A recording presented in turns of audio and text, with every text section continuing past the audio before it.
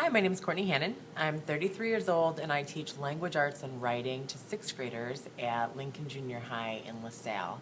LaSalle Elementary, our school district, has 3 buildings. We've got a pre-K building, a K through 5 building, and a 6th through 8th grade junior high. We have about 850 students in our district, and we're about 76% poverty level. So we have a lot of struggling readers, a lot of struggling students, both socioeconomic status as well as in school.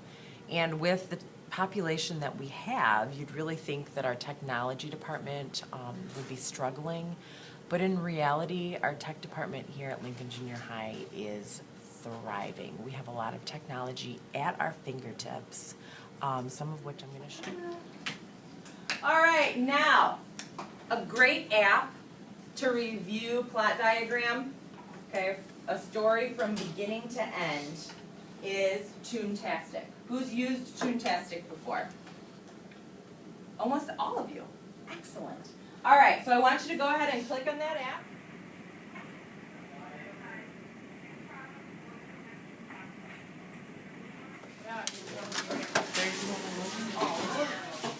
Yeah, wait. Yeah.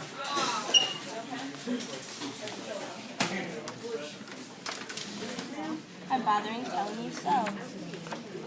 A yawn is quite catching, you see, like a cough. It just takes one yawn to start off. Do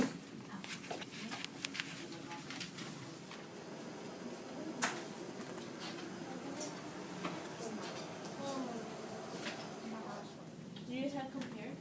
Yes. Yeah.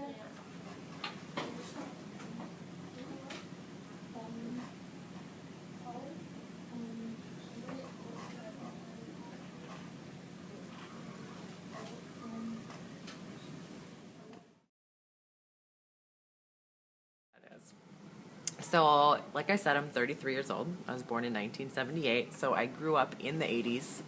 And in the 80s, as I'm sure most of you can relate to, we had technology, but we weren't as dependent on technology, obviously, as we are now. I think the technology that I can really remember the most growing up was remote controls.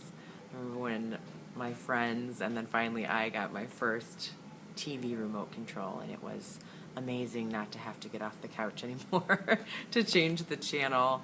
I can remember my first games console was a ColecoVision, which, yeah, about all of probably 100 people owned. So that was pretty exciting for me. I remember Donkey Kong. And I can also remember our first cordless phone that we got in the 80s. So my friends and I could talk mindlessly for hours. Microwave ovens were big too. So really, technology made our life easier, but it didn't really become an integral part of our lives. I wasn't dependent on it. And I was also raised by my grandmother. So it was just my grandmother and I. And considering she was in her 60s, right, at the time, technology wasn't really high on her list of priorities. Education was high on her list of priorities. So we didn't have a lot of tech around the house. I had grammar workbooks that I might do instead.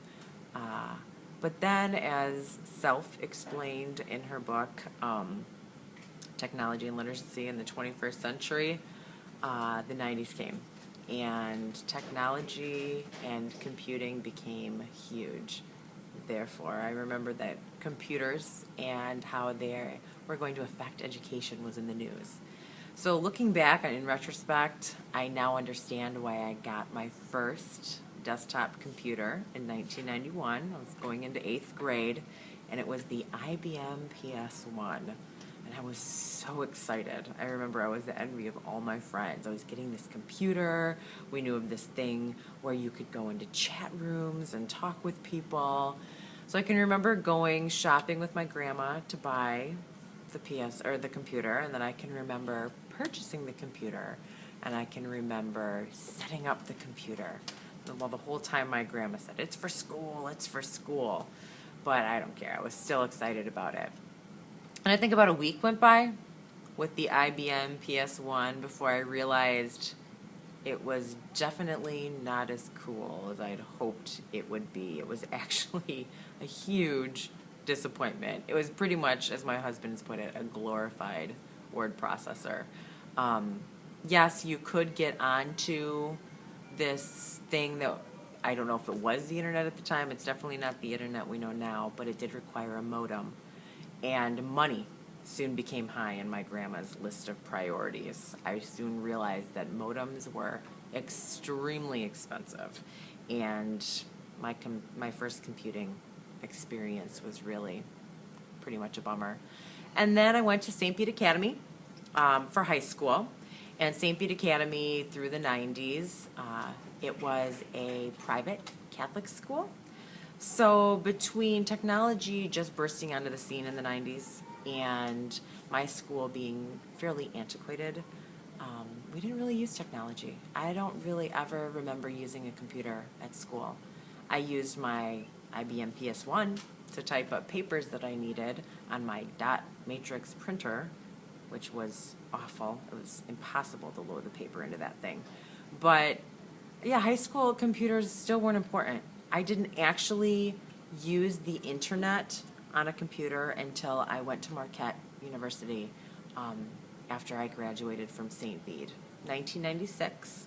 I can remember friends of mine in my dorm going down to the computer lab to email their friends on our web browser Netscape.